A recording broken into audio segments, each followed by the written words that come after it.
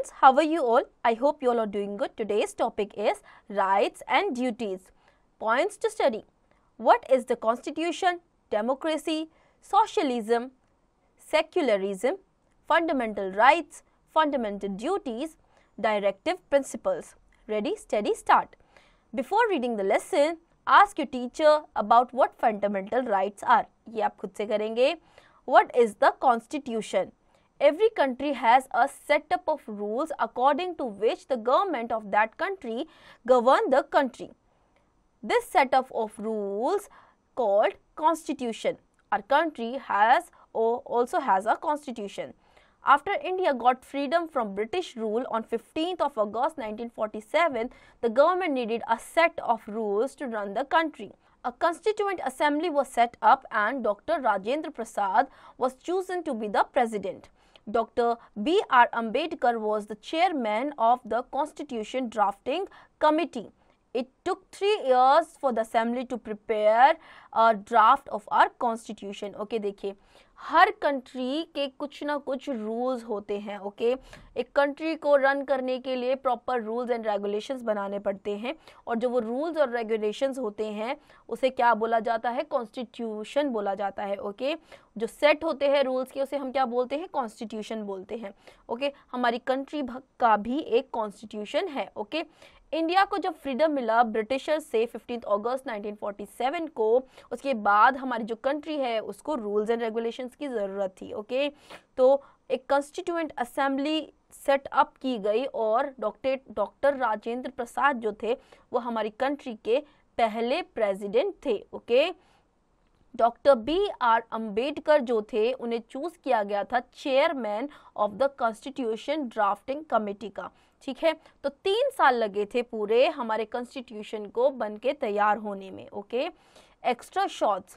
The constitution of India is the longest written constitution in the world. हमारे India का जो constitution है वो वर्ल्ड का सबसे लंबा लिखा गया कॉन्स्टिट्यूशन है. Okay, critical thinking. Who is known as the father of our constitution? ये आप खुद से करेंगे. Our constitution was adopted on 26 January 1950 and India became a secular, socialist, democratic republic. We celebrate this day as Republic Day every year. Our constitution is based on the principles of democracy, socialism and secularism. Okay, देखिए हमारी country ने constitution को adopt किया था 26 of January 1950. हर साल हम इस day को सेलिब्रेट करते हैं रिपब्लिक डे के नाम से. ठीक है, तब हमारी जो कंट्री थी, जो कॉन्स्टिट्यूशन था, उसके जो प्रिंसिपल्स थे वो थे डेमोक्रेसी, सोशलिज्म और सेक्युलरिज्म. ओके, डेमोक्रेसी क्या होती है? Democracy is a form of government in which India can vote for representatives to govern the state of their behalf.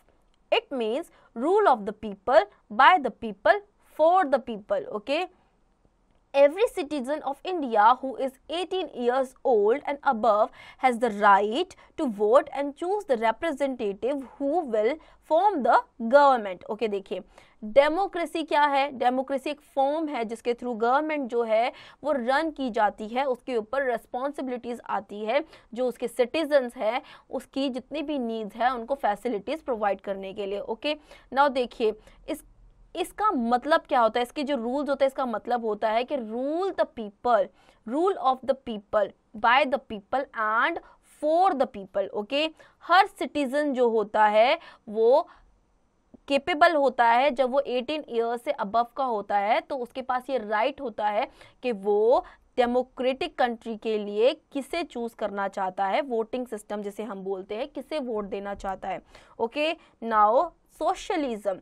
It means all the people who will be treated as equal. There should be no difference between rich and poor. There will be no discrimination on the basis of caste, color or religion. Okay. Socialism का मतलब होता है कि सबको equally लेके चलना है, किसी को भी हम डिस्क्रिमिनेट नहीं कर सकते किसी भी बेसिस पर, चाहे वो रिच है, पुअर है, कास्ट अलग है, रिलीजन अलग है या फिर कलर अलग है. Okay, secularism. The Constitution of India states that everyone is free to follow his own religion. No discrimination will be made on the basis of religion. Okay, देखिए हमारा जो इंडिया का कॉन्स्टिट्यूशन है वो ये कहता है कि हर एक जो हमारे इंडिया में रहने वाला इंसान है वो फ्री है अपने रिलीजन को चूज़ करने के लिए, कोई भी रिलीजन का हो वो उस रिलीजन के थ्रू ही इस धरती पे रह सकता है और किसी को भी चूज़ कर सकता है according to his own wills. Okay, now fundamental rights. Our constitution gave every citizen some basic rights. These are called fundamental rights. These rights are the well-being of the citizens. If they are denied, we can move to a court to protect these rights. देखिए, हमारा constitution जो है वो हर person को basic rights देता है और ये जो बेसिक राइट्स होते हैं इन्हें हम क्या बोलते हैं? फंडामेंटल राइट्स बोलते हैं। अगर हम इन फंडामेंटल राइट्स को लेकर नहीं चल सकते, हमें कोई रोक रहा है, तो हम कोर्ट तक अपनी अपील लेकर जा सकते हैं उनके अगेंस्ट। ओके, आइए देखते हैं। The constitution lays down 6 fundamental rights for the citizens of India. India के सिटीजन के लिए कॉन्स्टिट्यूशन ने 6 फंडामेंटल राइट्स रखे हैं, जैसे कि right to equality. The right to equality means that all the citizens are equal before the law.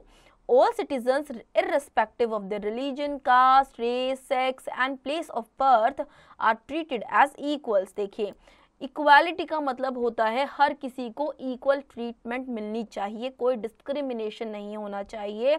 ठीक है, किसी भी बेसिस पर, चाहे वो रिलीजन, कास्ट, रेस, सेक्स या फिर प्लेस ऑफ बर्थ हो। ठीक है, right to freedom. Our constitution gives us the freedom to speak freely, choose any occupation and reside anywhere and travel anywhere with the country. It also provides for free and compulsory education for all the children between 6 and 14 years of age. Okay, हमारा constitution जो है वो हमें freedom देता है, इस चीज़ की आज़ादी देता है कि हम कुछ भी बोल सकते हैं, कोई भी ऑक्यूपेशन चूज़ कर सकते हैं, कहीं पर भी ट्रैवल कर सकते हैं अपनी कंट्री में। ठीक है, ये हमें प्रोवाइड करता है फ्री और कंपलसरी एजुकेशन। ओके, किस एज से किस एज तक? 6 to the age of 14. Okay, right to freedom or religion. This means that our people are free to adopt and follow any religion. इसका ये मतलब है कि जो इंडियन पीपल हैं वो फ्री हैं, किसी भी रिलीजन को अडॉप्ट कर सकते हैं। Okay, right again exploitation. Exploitation means treating someone unfairly in order to get some benefit. This right ensures that poor people are not made to work without pay. This right also provides that no child below the age of 14 will be employed in any work to earn money. Okay, देखिए, exploitation का मतलब होता है किसी को unfairly treat करना। ठीक है, अपने बेनिफिट के लिए, खुद के सेल्फ बेनिफिट के लिए किसी को अनफेयरली ट्रीट करना। ओके, ये इंश्योर करता है कि पुअर पीपल जो है उन्हें ज़्यादा काम ना कराया जा सके कि बिना पेमेंट के उन्हें काम करा रहे हैं। ठीक है, तो मतलब कि पे करना है। अगर आप एम्प्लॉयड हो कहीं पे तो आपको पेमेंट मिलनी चाहिए। प्लस कोई भी बच्चा अगर 14 ईयर्स से छोटा है तो उस बच्चे को आप एज अ एम्प्लॉय यूज़ नहीं कर सकते। Okay, culture and education right. These rights allow the minorities to develop and preserve their culture. Minorities are the people of those groups which are small and have less people in number. Okay, देखिए, minorities का मतलब होता है वो लोग जो कि जिनके जो फैमिली मेम्बर्स होते हैं नंबर्स में वो कम होते हैं। ओके, तो वो मेंबर जो होता है उसको माइनॉरिटीज़ बोला जाता है। तो ये राइट हमें ये अलाउ करते हैं कि माइनॉरिटीज़ के थ्रू हम डेवलप कर सकते हैं या फिर अपने कल्चर को प्रिजर्व कर सकते हैं। Okay, now right to constitution remedies.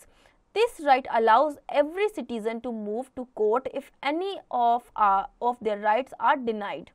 Courts are responsible to protect such rights of people. Okay, देखिए, राइट्स टू कॉन्स्टिट्यूशनल रेमेडीज मतलब ये है इसका कि ये राइट हमें ये बताता है, ये अलाउ करता है कि अगर हमारे किसी भी राइट को डिनाई किया जा रहा है तो हम कोर्ट तक जा सकते हैं अपनी अपील लेके। ओके, और इसके अगेंस्ट एक्शंस लिए जा सकते हैं। Okay, activity. We have the right to practise any religion we like. Paste the picture of a temple, mosque, gurdwara, church in your scrapbook and write a few lines on each of them. ये आप खुद से करेंगे. Fundamental duties. The Constitution of India expects the citizens to perform certain duties towards the country. These are called fundamental duties. Okay, देखिए India का जो constitution है वो हमें ये बताता है, हमारे जो सिटीजन्स हैं उन्हें ये कहता है कि हम कोई भी ड्यूटीज़ जो है परफॉर्म कर सकते हैं अपनी कंट्री के लिए, ठीक है। जैसे कि फंडामेंटल ड्यूटीज़ कौन कौन सी होती हैं? These are we must abide by the rules of the constitution, we should respect the national flag and the national anthem, we should defend the sovereignty, harmony and unity of India. We should help the government in times of danger. We should respect the rich heritage of our country. We should protect public property. We should not harm each other. We should protect our environment. We should treat everyone as equals. Okay. Fundamental duties हमारी क्या क्या हैं कि हमें जितने भी constitution rules हैं उन्हें फॉलो करना है। ओके, नेशनल फ्लैग और नेशनल एंथम जो है उनकी रिस्पेक्ट करनी है, हमें डिफेंड करना है हार्मनी यूनिटी ऑफ इंडिया और सोवेनिटी को। ओके, हम कभी भी अगर कोई भी गवर्नमेंट टाइम पर डेंजर है तो हमें हेल्प करनी है। ओके, हमें रिस्पेक्ट करना है हर हेरिटेज को, अपने कल्चर को। ओके, हमें पब्लिक प्रॉपर्टी को प्रोटेक्ट करके रखना है, हमें एक दूसरे को हार्म नहीं करना है, हमें अपने एनवायरनमेंट को प्रोटेक्ट करके रखना है और हमें हर एक इंसान को इक्वली ट्रीट करना है। Okay, directive principles. The Constitution has laid down some guidelines for the government to ensure that the welfare of the people. These are called directive principles. Okay. जो कॉन्स्टिट्यूशन है वो ये कहता है कि कुछ गाइडलाइंस है हमारी गवर्नमेंट की जो कि ये इंश्योर करती है कि जो हमारे पीपल हैं उनका जो वेलफेयर है वो प्रॉपर रहे, ठीक है। जैसे कि इन्हें क्या बोला जाता है? इन्हें बोला जाता है डायरेक्टिव प्रिंसिपल्स। ओके, ये देखिए राष्ट्रपति भवन है। ओके, ये दिल्ली में ही है। The government should provide better living conditions for all the citizens. The government should provide work for all men and women. The government should ensure that no one becomes rich by exploiting others.